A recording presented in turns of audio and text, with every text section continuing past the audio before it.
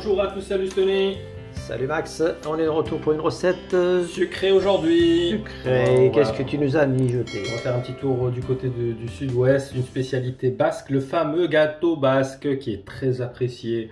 Ah, donc on continue de voyager si je comprends bien. Toujours, voilà, vous restez chez vous et vous voyagez avec une excellente gastronomie qu'on vous propose régulièrement. Des expériences culinaires. Culinaires, exactement. Alors, donc le gâteau basque, qu'est-ce qu'il nous faudra comme ingrédient à ce niveau-là? Bah, tu sais, on va dire ça ressemble un peu à une pâte sablée, un gâteau, et en fait, à l'intérieur, c'est un fourrage à la crème pâtissière. Donc ça, voilà, c'est à peu près les ingrédients d'une pâte sablée, hein. Donc c'est 220 g de farine, il vous faudra 100 g de sucre, 120 g de beurre, un demi-sachet de levure chimique, un œuf, 2 jaunes. Voilà, en fait, les jaunes vont apporter ce côté très friable à la pâte. Donc, c'est assez important, les jaunes. Alors ça, ce sont les ingrédients pour notre pâte. Pour la crème pâtissière, il faudra 250 g de lait, 30 g de maïzena. Et il faudra 50 g de sucre.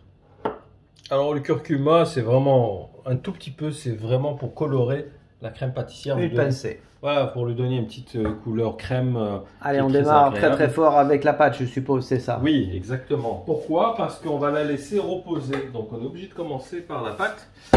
Voilà, donc il faudra penser à vous y prendre un petit peu à l'avance. Au moins 1 ou 2 heures à l'avance. La pâte sablée, pour qu'elle puisse être travaillée facilement, il faut qu'elle se repose.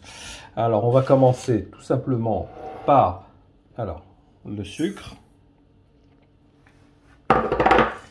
Ensuite, on va mettre le beurre. Donc, c'est l'étape, on appelle ça blanchir le sucre, c'est-à-dire mélanger le sucre avec le beurre.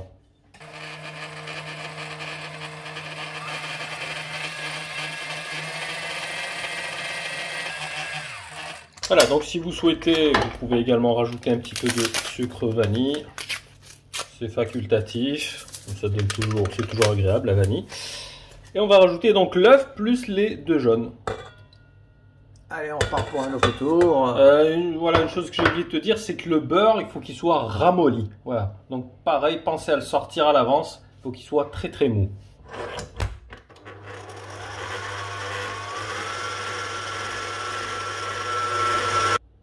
Voilà, donc pendant ce temps-là, nous ce qu'on va faire, on va mélanger la moitié du paquet de levure avec la farine.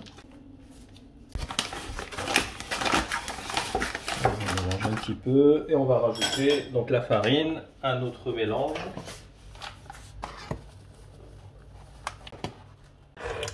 Et c'est parti pour un tour.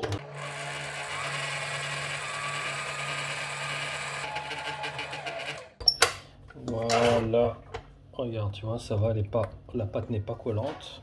Allez, on va la fariner légèrement et la mettre en boule.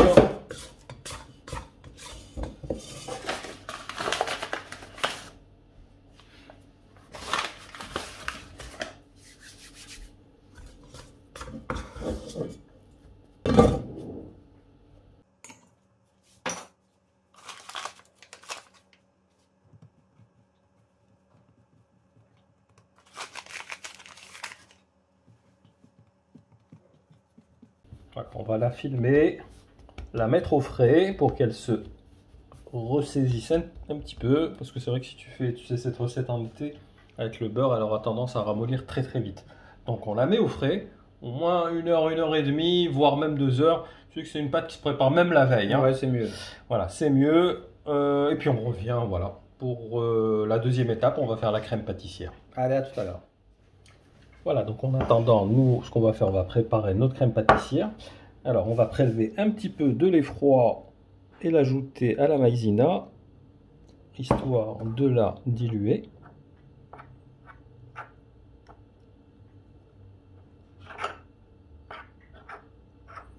Et le restant, on va le faire chauffer avec le sucre.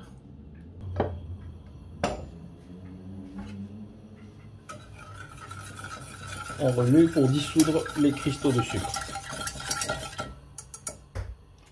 Allez, on rajoute un un tout petit peu de curcuma, parce que je ne sais pas si tu as vu, mais c'est une crème pâtissière sans œufs. Ouais, tout à fait.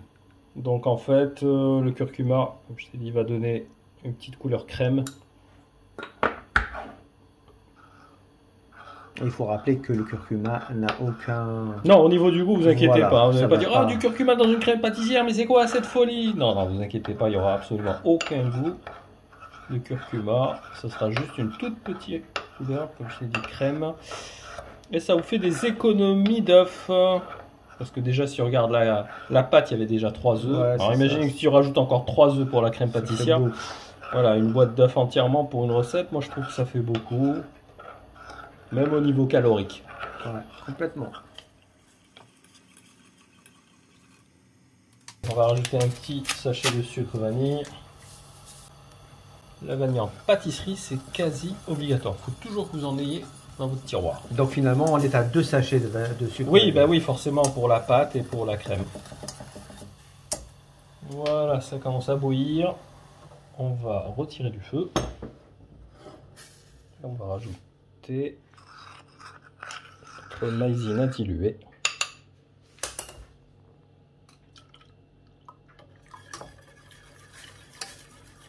Allez, on mélange à nouveau, on remet sur feu doux jusqu'à ce que ça épaississe.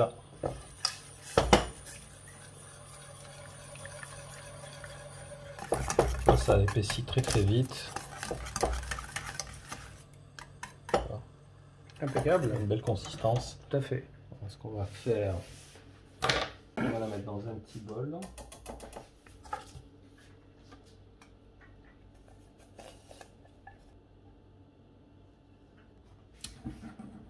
Alors on va légèrement la filmer pour pas qu'elle fasse une espèce de croûte, tu sais. Donc on va filmer au contact. Au contact, c'est-à-dire comme ça, tu vois, on plaque le film. Hop. Voilà, on va tout simplement laisser refroidir à température ambiante. Et voilà. Et on se retrouve pour la dernière partie. Voilà, on a laissé reposer la pâte 1h30, donc on va la partager.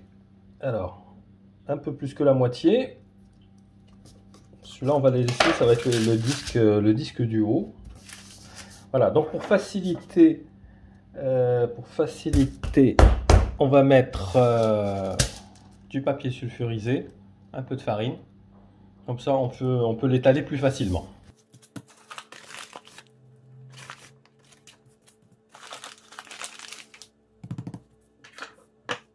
Ce qu'on va faire, c'est qu'on a beurré au préalable un cercle. Donc on va faire à peu près la taille du cercle, un petit peu plus. C'est du 30 cm à peu près. Comment? C'est du 30 cm. Oui. Tu vois, elle est très très très friable la pâte. Hein.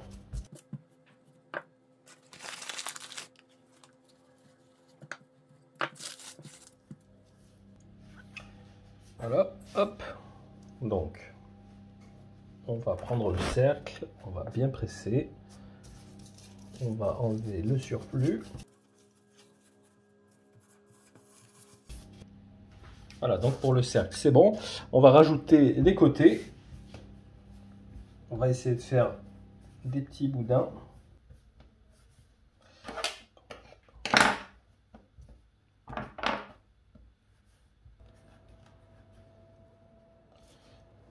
Alors, on va faire des petits boudins comme ça, on va les mettre sur le côté. Voilà, maintenant on va faire remonter légèrement vers le haut nos petits boudins.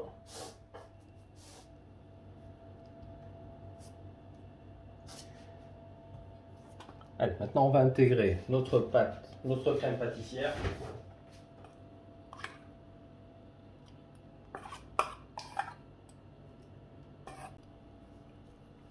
Alors, on va l'étaler sur toute la surface.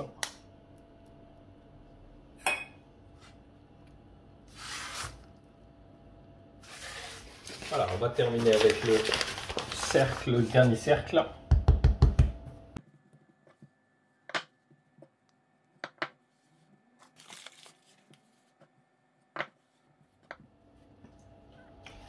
Voilà.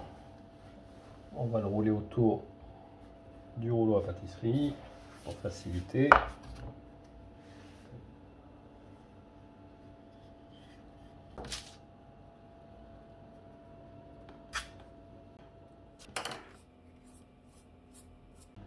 Voilà, donc on termine avec des petits motifs, hein, donc avec juste le dos d'une fourchette. Et voilà, on va enfourner pendant à peu près une quarantaine de minutes. On se retrouve d'ici là. Allez, à tout à l'heure. Et voilà, après 35 minutes de cuisson, un petit peu moins que prévu. Ah, c'est toujours la chaleur tournante. Ça cuit toujours plus vite. Oui, ces bonnes odeurs. Je sens la galette bretonne, c'est ça? Ça oui, c'est un petit peu. Ah ouais, franchement. C'est un peu la pâte, c'est un peu le même genre que les palais bretons, c'est vrai. Très joli, très joli. Déjà, il présente très bien, franchement. Là, je peux pas l'ouvrir tout de suite parce qu'on l'a sorti du four. Donc la crème à l'intérieur est encore chaude. Ouais. On va le laisser refroidir un petit peu et puis on insérera des photos avec le gâteau découpé. Bah écoute, ça va être difficile d'attendre, mais bon. Ah, t'as pas le choix là. Il n'y a pas le choix. Hein. En tout cas, bravo, hein. Il présente très très bien. Et si le goût est au rendez-vous, alors là, je t'applaudis. Satisfait ou remboursé? Eh ben écoute, n'hésitez pas à nous donner votre ressenti sur cette recette. On sait pas trop, je sais pas trop quoi vous dire personnellement parce que je l'ai pas encore goûté, ça va être une grosse surprise. Mais voilà, si vous connaissez cette recette, dites-nous voilà ce que vous en pensez. Si vous l'avez pas testé, ben on vous invite à le faire puisque ça a l'air extrêmement bon. Voilà, bah écoute, tout a été dit. N'hésitez pas à liker, à vous abonner, restez fidèles. Et on se dit à très vite, Stony. Oui, dans quelques jours pour la recette salée. À bientôt. À plus. Ciao.